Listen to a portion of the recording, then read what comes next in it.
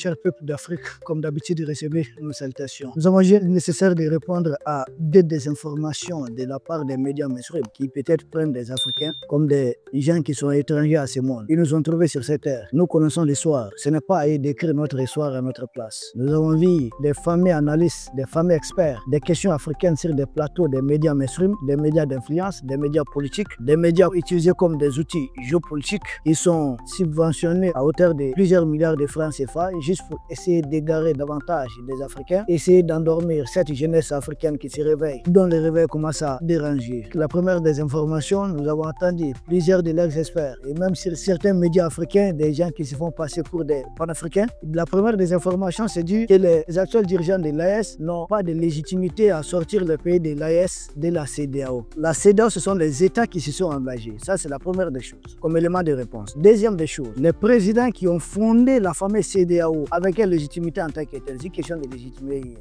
Nos actuels présidents sont des révolutionnaires qui voudraient des masses populaires derrière eux. Et pas de n'importe quelle masse populaire qu'on veut faire croire. De l'intellect. Effectivement, il s'agit de cela. Il s'agit du peuple dans son ensemble. Il s'agit de tout le monde. Les présidents fondateurs de la CEDEAO, nous avons le général Moussa Traoré du Mali. Il a dirigé le Mali pendant 23 ans. Jusqu'à présent, il détient le record de longévité au pouvoir depuis les indépendances. Jusqu'à présent, 23 ans au pouvoir. Un militaire pur et dur. Parce que ici, on sait ce qui s'est passé. Demandez à ceux qui connaissent l'histoire de la prison de Taoudéni. Il a d'ailleurs été à Tanganyika, l'actuelle Tanzanie, pour former les hommes de Nelson Mandela pour pouvoir se libérer des régimes d'apartheid. Il s'agit de ces militaires. Il fait partie des pères fondateurs de la CEDEAO. Il y a quelque chose de démocratie dans ça. Deuxièmement, le général Sangoulé Lamizana du Burkina Faso. Il a pris le pouvoir en 1966. En renversant le père de l'indépendance du Burkina Faso à l'époque Haute-Volta, Maurice Yaméoumo. C'est un militaire pur et dur. Lui-même qui s'est une fois taillé une constitution sur mesure pour essayer de bien gérer son pays, laissant entendre dans cette constitution que les plus anciens au grade le plus élevé, c'est lui qui doit diriger les pays. Et c'est ce qui s'est passé. Il s'agit de tels militaires qui ont fondé la CEDEAO. L'esprit, ce n'était pas tu es démocrate ou tu ne l'es pas. L'esprit, c'était nous sommes tous africains. Comment nous allons nous retrouver? L'idée est partie, c'est pas ça pour vous faire courir sur Internet. L'idée est partie de la guerre meurtrière de Biafra. Et qu'à l'époque, le général Moussa Traoré a contacté certains de ses pairs. Pourquoi on ne doit pas essayer de nous mettre ensemble, nous de l'Afrique de l'Ouest? Autre président fondateur, nous venons de parler de la guerre de Biafra. Le général Yakubu Gowon. Qui est-il? C'est ce général qui a fait la guerre de Biafra pendant quelques années. Et une guerre bilan au niveau simplement des militaires de l'armée et l'autre les milices, les terroristes qui combattaient en face, c'est plus de 200 000 morts. On vous dit 100 000 morts, c'est pas vrai. Et plus de 2 millions de morts de civils. On parle d'1 million de morts de civils, c'est pas vrai. C'est une guerre qui a fait 10 fois plus de victimes civiles que militaires. Donc les civils étaient particulièrement visés. Et c'est chez ces généraux, lui-même arrivé au pouvoir après le coup d'état de 66, si j'ai bonne mémoire, c'est chez lui que la CEDEAO a vu le jour. Aujourd'hui, quand on nous dit, on nous fait croire que la CEDEAO est autre chose, mais attendez, on ne va pas nous intimider avec ça. Les Africains connaissent l'histoire de l'Afrique. Ils veulent qu'on ajoute un autre père fondateur de la CEDEAO, l'ancien président du Niger, le patriote Sékou Touré. Il avait la tête dure, hein. S'il décidait d'aller chez Kadhafi, il va aller. N'oublions pas qu'Amari Diori a été renversé pour s'être approché de Kadhafi et pour avoir voulu fixer dorénavant les prix d'uranium à l'époque Arlit.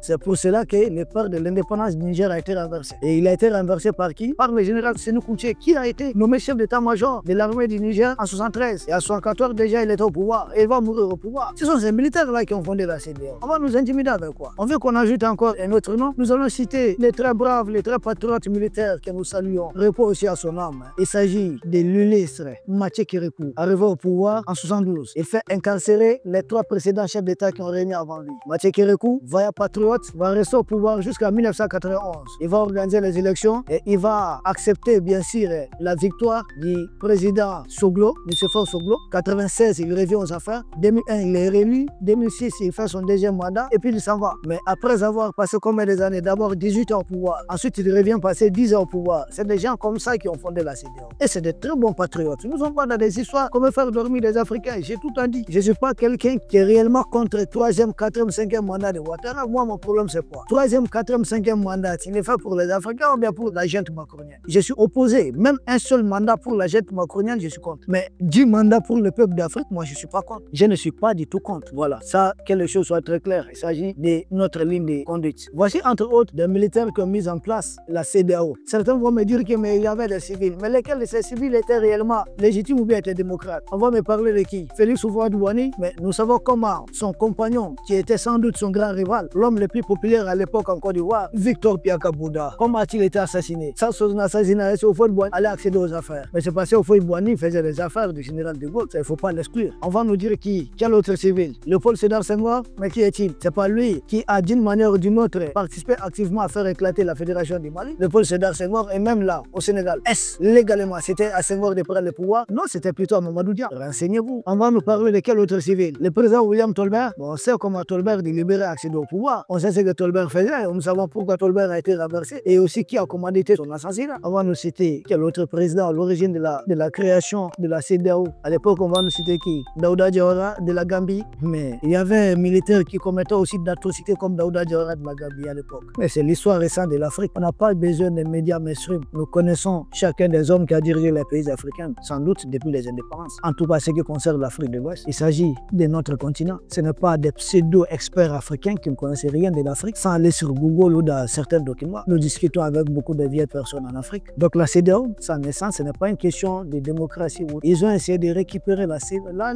à l'époque, même au départ, c'était pas CEDEAO, c'était CAO. Ils ont essayé de transformer les choses. Ils font croire, ces gens, ils sont convaincus qu'ils peuvent écrire l'histoire comme ils veulent. C'est pas comme ça que les choses se passent. Deuxième désinformation, peuple d'Afrique. On va pas être loin avec eux. Parce que demain, il y a une très bonne nouvelle au Mali. Nous reviendrons là-dessus. C'est l'histoire du Mali, on va vous en parler. La deuxième désinformation, c'est quoi? Ils disent les peuples de l'Est n'ont pas été consultés pour sortir de la CEDEAO. Ça, on va même pas prendre du temps là-dessus. Quel est le peuple en Afrique de l'Est qui a été consulté pour créer la CEDEAO? Je veux qu'on me cite un seul pays où il y a eu référendum pour créer la CEDEAO. Ça n'a pas existé. Ça, c'est la première des choses. Deuxième des choses, on nous dit qu'on n'a pas consulté les peuples après avoir créé la CEDEAO. Même des pays qui ont rejoint. Par exemple, si je ne me trompe pas, la Sierra Leone qui aurait rejoint en 76. Des pays qui ont rejoint un an après la création et autres. Quel est ce pays qui a organisé une consultation? Ça n'a pas existé. On laisse ça. Posons-nous la question. La Mauritanie, avec Ould Daddah, le père de l'indépendance de la Mauritanie, quand ils ont adhéré à la CEDEAO, ils ont consulté qui? Quand la Mauritanie s'est retirée de la CEDEAO en 2000, la Mauritanie a-t-elle consulté son peuple? Il y a eu un référendum? Non. Mais pourquoi il n'y a pas de bruit quand la Mauritanie s'est retirée? Et il y a autant de bruit quand les pays de la CEDEAO se retirent. À tel point qu'on est en train de violer les textes de la CEDEAO. Ces gens parlent d'une prolongation de 6 mois, que c'est une période pour qu'on réfléchisse davantage. Mais attendez, autrefois on n'avait pas réfléchi. C'est une insulte à notre souveraineté. C'est une décision souveraine qui a été prise. Après avoir brandi plusieurs fois les menaces de nous retirer, aujourd'hui on nous dit de réfléchir encore pendant 6 mois. Pour nous, la CEDEAO prend fin le 29 janvier 2025.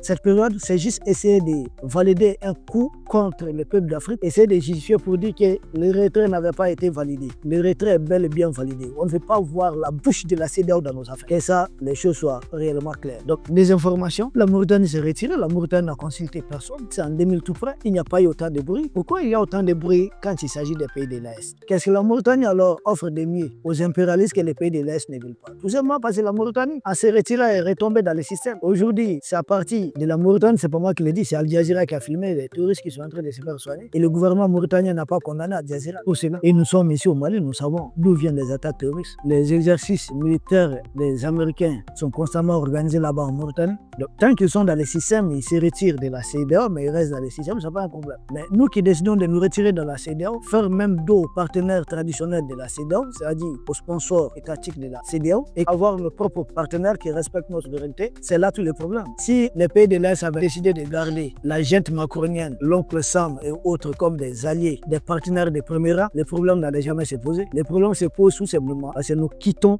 un bloc à la solde des impérialistes. Et d'ailleurs, si la CEDEAO veut réellement des membres, mais depuis 2017, le Maroc tape à la porte de la CEDEAO. Pourquoi ils n'acceptent pas tout simplement la candidature du Maroc, qui pourtant a bénéficié d'un accord de principe en 2018? Parce que ni la France, ni les Nigériens ne veulent du Maroc. Ils disent que la balance commerciale du Maroc à l'égard des pays de la CEDEAO est excédentaire. Et quand le Maroc va venir, le Maroc va prendre le monopole de la chose. Donc, ils ne veulent pas du Maroc dans la CEDEAO. Mais ils se battent pour que nous on reste dans la CEDEAO. Mais vous savez, des gens qui veulent adhérer. Même la Mauritanie, elle est partante pour cette nouvelle zone de libre-échange de la CEDEAO. Mais allez-y avec de tels pays. Pourquoi s'accrocher à nous et créer toutes ces désinformations autour des questions de la CEDEAO? Ça ne sert à rien. Donc, peuple d'Afrique, il était utile, il était nécessaire de revenir sur ces désinformations que nous avons écoutées durant ces quelques jours en longueur de journée. Tout est fou. La CEDEAO a été créée par des militaires. La CEDEAO a évolué avec des militaires en grande partie. La CEDEAO, c'est une intégration sous-régionale et puis la prospérité économique. La CEDEAO n'a jamais été politique, c'est mêlé des affaires politiques. Ça, c'est récemment. Les impérialistes ne pas perdre le contrôle de la chose. Deuxièmement, aucun pays de la CEDEAO n'a jamais organisé un seul référendum sur une question de la CEDEAO. Donc, ça a toujours été des dirigeants. Donc, nous, de même, les militaires qui nous ont fait entrer de la CEDEAO, c'est des militaires qui nous sortent de la CEDEAO. Des militaires autrefois, on sait ce qu'ils ont fait subir à nos peuples. Mais pourtant, ce sont eux qui ont créé la CEDEAO. Ils avaient au moins